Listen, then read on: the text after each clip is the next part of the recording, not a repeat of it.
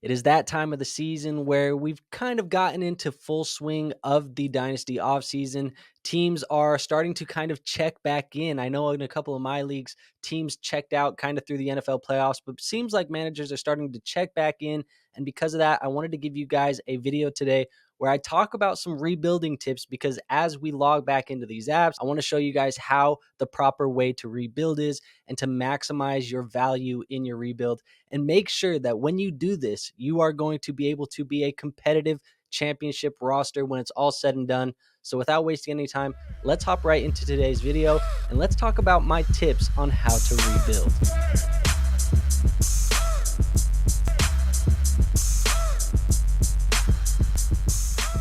So the first tip here is going to be learn when to rebuild in your Dynasty Fantasy Football leagues. I think a lot of times people are looking at their leagues and they're thinking, I didn't score a lot of points or things like that. And now they think that they don't have the team capable of competing. So they just force themselves into a rebuild. And I think that there's a lot of Dynasty Fantasy Football teams that are currently rebuilding in your leagues that maybe didn't necessarily have to enter that rebuild. So the first thing you're going to want to do is you're going to want to analyze your team versus the rest of the league. You're going to want to see that max points for. You're going to want to look at your league standings, obviously see where you are ranking in there. You want to be a competitive roster. My thing is in a 12-man league, you want to feel comfortable saying that you are a top 4 team in that league. And keep in mind, your record may not show you as a top 4, but you want to look at some other variables like those points for, the points against, all of the other little variables that are going to tell you how your team is performing, because you may have went on a little bit of a stretch where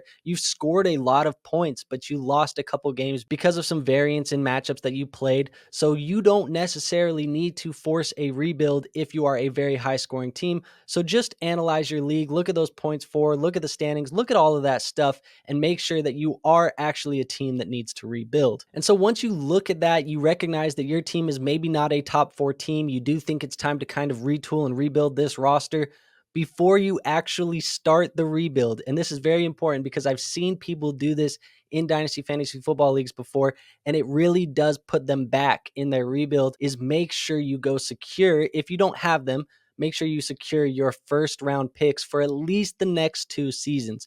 Because I've seen teams who go into a full rebuild, they don't have their first round picks, and then all of a sudden the manager that has that team's first round picks all of a sudden is charging them an arm and a leg because it's clear that you are tanking, you are going to be rebuilding this roster, so your pick has gained more value. So make sure you secure those first round picks of yours before you actually enter the rebuild. Now, after you have secured those picks, you're going to want to look at your roster specifically, and you're going to start looking at the players on the roster, and you're going to identify the players that you need to sell. And really, I think when it's a rebuild, there's 2 categories of players that you should be selling. The first of the categories is going to be players that are aging, players who have short-term value, but maybe don't fit the timeline of your rebuild. I think a couple of those guys would be names like Adam Thielen, Derrick Henry, some of these older vets that maybe just don't have the longevity to see the end of your rebuild.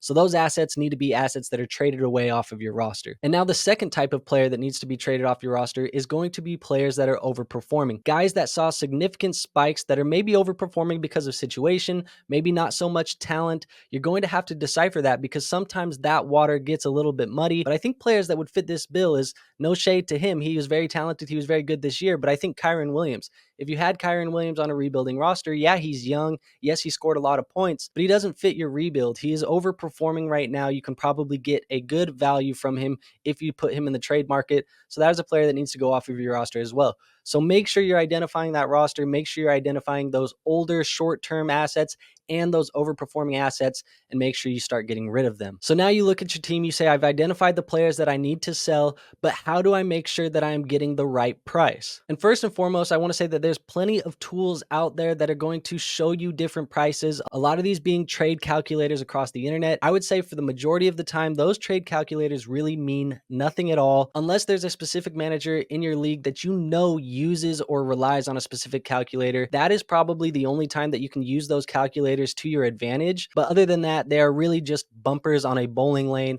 There's really nothing more there than to make sure that you're not getting screwed in a league trade if you're pretty new to Dynasty Fantasy Football. But other than that, I would say you're not relying on these trade calculators. So you got to do a little bit of digging. You got to learn how to sell these players and how to get the most value. And I will say that the best way to do that is to make sure you are maintaining good relationships with the other managers in your league league, at least trade relationships, have that open communication, make sure you're not burning bridges by sending these guys horrible offers, because quite frankly, nobody wants to trade with the guy who always sends you a shitty offer. So don't be that guy. Make sure you're always doing your best to kind of look at both sides of the coin and make sure you're giving a fair offer to those other teams, because that is what is going to get you more value in the long term, having those good relationships with those managers. And so now that you've done that, now that you've built the groundwork, you're going to start trading these players. You've identified the assets, you have the good relationships, you're making sure that you're doing your due diligence and making sure that a trade is good for both parties, or at least makes sense for both parties. And now is when we start trading these assets.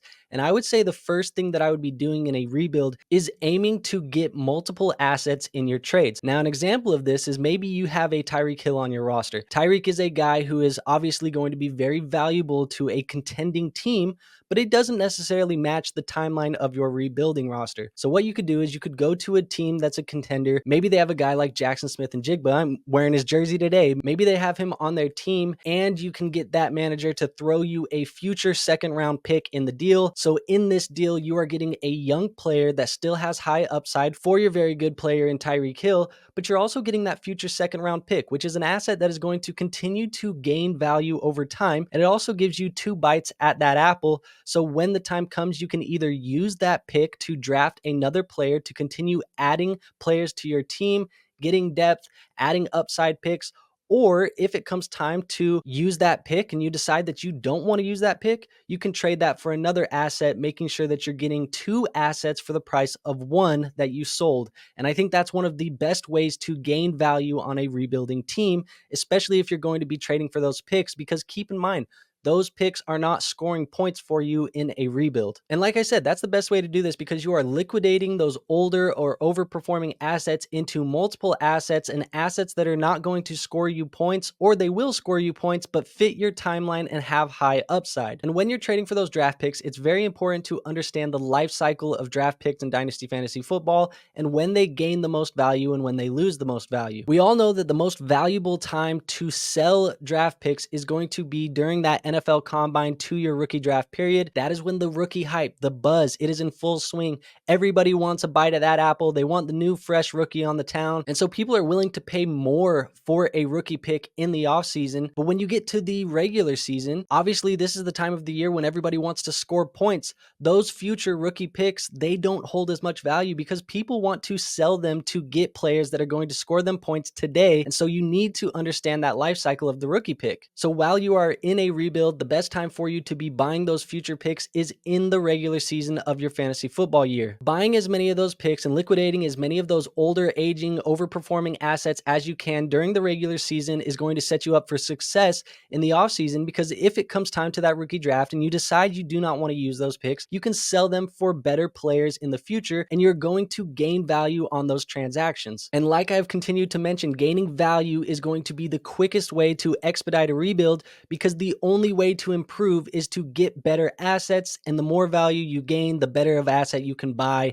And that is how we are going to expedite and rebuild correctly, by understanding that pick life cycle. Now, I do have a couple words of caution for people who are rebuilding. I think the first one is understanding that a rebuild, depending on the state of the team that is entering a rebuild, may need more years than some to fully rebuild. So understanding that it may take you 2 years or 3 years to fully flip a roster into a contender is something that is okay. But what is not okay is getting impatient, rushing a rebuild, trying to force yourself to contend early, and that is going to stunt the growth of that roster. It's going to stunt your ability to actually flip a roster. And so being impatient during a rebuild is going to be detrimental to your team. So make sure you are sticking a contending date. If you say, hey, we want to make this a 2-year rebuild, I'm not going to be contending until 2026, make sure you stick to that. I know it's going to be discouraging at times to be setting a roster that has probably Quentin Johnston and Bo Nix on your roster, and you feel like, this isn't the best roster of all time, and it just really sucks losing all those games. It's okay. Don't rush the rebuild. Don't let that impatience and that rush to want to be contending ruin that rebuild, because I promise you, your team will look a lot better at the end of this rebuild if you just show a little bit of patience in that rebuild. I will say that when you guys are rebuilding, you should be prioritizing those young wide receivers and quarterbacks, especially in those super flex leagues. Those players will hold value, have a longer shelf life, longer than players like running backs.